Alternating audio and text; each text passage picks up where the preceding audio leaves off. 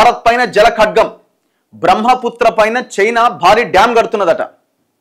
ఇగో China dam నిర్మించబోతున్న ప్రాంతం అట. ఇది సరిహద్దు సమస్య కన్నా చాలా తీవ్రమైందట. డ్యామ్ నిర్మాణం చేసే ప్రాంతం భూకంప జోన్ అట. భూకంపం వస్తే దిగువకు అతి భారీ వరదలు వచ్చే అవకాశం ఉందట. చైనా కావాలని నీటిని వదిలినా కూడా ప్రమాదమేనట. వేసవి కాలంలో నీటి కొరత ఏర్పడే ప్రమాదం, పర్యావరణం మీద తీవ్ర ప్రభావం పడే అవకాశం ఉందట. మరి భారత్ వైఖరి ఏంది దీని మీద? ఇది వార్త ఇప్పుడు కాదు, గత 2-3 నెలల నుంచి ఇది నడుస్తూ ఉన్నది. మరి నరేంద్ర మోదీ ఏం చేయబోతున్నారు దీని మీద? చైనాను ఎదిరిస్తాడా? ఇప్పటికే ఆ యుద్ధం ఎందుకు ఆపిండు, ట్రంప్ చెప్తేనే ఆపిండు అన్న భారీ విమర్శను మూటగట్టుకున్నాడు. బ్రహ్మపుత్రపై చైనా భారీ డ్యామ్, దాంతో వచ్చే నష్టాలు ఎదుర్కొనగలిగేలా భారీ ప్రాజెక్టు చేపట్టేందుకు భారత్ కూడా సిద్ధమైందట. చైనా నుంచి అరుణాచల్ ప్రదేశ్లోకి ప్రవేశించే సియాంగ్ జిల్లాలో భారీ డ్యాంతో పాటు 11,000 మెగావాట్ల జల విద్యుత్ కేంద్రాలు కూడా నిర్మించేందుకు సన్నాహాలు చేపట్టింది. చైనా ఒక్కసారిగా నీటిని విడుదల చేస్తే దిగువన భారీ వరదలు రాకుండా ఈ ప్రాజెక్టు వీలు కల్పిస్తుంది. అయితే అక్కడి గ్రామాలు ముంపునకు గురయ్యే అవకాశం ఉండడంతో స్థానికుల నుంచి వ్యతిరేకత వ్యక్తమవుతోందట.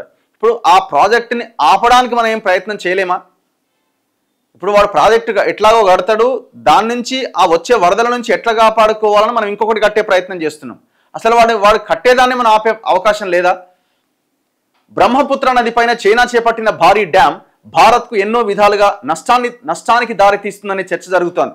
చైనాతో ఉన్న సరిహద్దుల వివాదం కంటే కూడా ఈ డ్యామ్ తీవ్ర సమస్యగా మారుతుందనే అభిప్రాయాలు వ్యక్తమవుతున్నాయి. బ్రహ్మపుత్ర నది పైన అరుణాచల్ ప్రదేశ్కు సమీపంలోని నింగ్చి ప్రాంతంలో ప్రపంచంలోనే అతిపెద్ద డ్యామ్ నిర్మాణ పనులు చైనా ప్రధానమంత్రి లీ కియాంగ్ ఈ నెల 19న ప్రారంభించారు. సుమారుగా 14 లక్షల కోట్ల ఖర్చట. 14 లక్షల కోట్లు ఖర్చుతో చేపట్టిన ఈ డ్యామ్ ప్రపంచంలోనే అతిపెద్ద జల విద్యుత్ ప్రాజెక్ట్. ఈ క్రమంలో నీటి నిల్వ అత్యంత భారీ స్థాయిలో ఉంటుంది. అయితే ఈ డ్యాంతో నదిలో నీటి ప్రవాహం తగ్గే అవకాశం తక్కువే అని, కానీ చైనా ఎప్పుడైనా కావాలని ఒక్కసారిగా నీటిని విడుదల చేస్తే దిగువన పరివాహక ప్రాంతాల్లో భారీ వరదలొచ్చి నీట మునుగుతాయనే ఆందోళన కూడా వ్యక్తమవుతోంది. అరుణాచల్ సీఎం పెమా ఖండు ఇటీవల ఈ అంశాన్ని ప్రస్తావిస్తూ చైనాతో మిలిటరీ సమస్య కంటే డ్యామ్ అంశమే పెద్ద ముప్పు అని పేర్కొన్నారు. చైనా దీన్ని ఒక నీటి బాంబులా ప్రయోగించవచ్చని ఆందోళన వ్యక్తం చేశారు. వాని కోపం వచ్చి ఆ డ్యామ్ని కనుక కొట్టేస్తే మన ప్రాంతం అంతా మునిగిపోయే ప్రమాదం ఉందట. అండ్ దాంతోపాటు అది ఒక భూకంప జోన్ అట. ఇప్పుడు మనం మాట్లాడుకుంటాం కదా, మల్లన్న సాగర్ కింద పగుళ్ళు ఉన్నాయి, అది భూకంప జోన్ అని. ఒకవేళ అక్కడ కనుక భూకంపం సంభవిస్తే ఆ ప్రెషర్కి ఆ కట్ట తెగిపోయి జిల్లా అంతా కొట్టుకుపోయే అవకాశం ఉంటుంది. సో అట్లాంటి భూకంప జోన్ ఇది కూడా. భూకంప జోను దట్టు అంత ప్రెషర్ భూమి పొరల మీద పడ్డప్పుడు ఇంకా బ్లాస్ట్ అవ్వడానికి అవకాశం ఉంటుంది. టిబెట్లో హిమాలయాల్లో జన్మించే బ్రహ్మపుత్ర నది, చైనాలో దీన్ని యార్లుంగు చాంగ్పోగా అని పిలుస్తారట. తూర్పు దిశగా ప్రవహించి నంచాబర్వా పర్వత ప్రాంతంలో వెనక్కి తిరిగి యూటాన్ తీసుకొని పడమర దిశగా ప్రవహిస్తుందట. ఈ మలుపు దగ్గరే భారత్లోకి ప్రవేశిస్తుందట. ఆ నది అరుణాచల్, అస్సాం మీదుగా ప్రవహించి బంగ్లాదేశ్లోకి వెళ్తుంది. ఇందులో నది మలుపు తిరిగే ప్రాంతంలోనే చైనా ఈ భారీ డ్యామ్ నిర్మిస్తోంది. ఇది భారత ఉపఖండ భూఫలకం, టెక్టానిక్ ప్లేట్, యురేషియా భూఫలకం కలిసే ప్రాంతమని, భూకంపాలకు ఆస్కారం ఎక్కువని నిపుణులు చెబుతున్నారు. చైనా డ్యామ్ నిర్మిస్తున్న ప్రాంతానికి సమీపంలో 1950లో రిక్టర్ స్కేల్ పైన 8.6 తీవ్రతతో భారీ భూకంపం వచ్చిందట. అంటే ఆల్రెడీ ఎక్స్పీరియన్స్ ఉన్నది.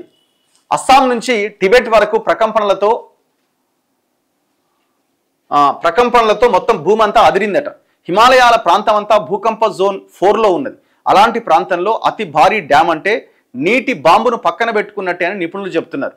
టిబెట్లోని బ్రహ్మపుత్ర ఉపనదులపైన చైనా మొత్తంగా 130 డ్యామ్ల నిర్మాణం తలపెట్టింది. అందులో కొన్ని ఇప్పటికే పూర్తయినాయి. ఇవన్నీ కలిసి ఆ ప్రాంతంలో భూకంపాల సమస్యను మరింత పెంచుతాయని శాస్త్రవేత్తలు చెప్తున్నారట.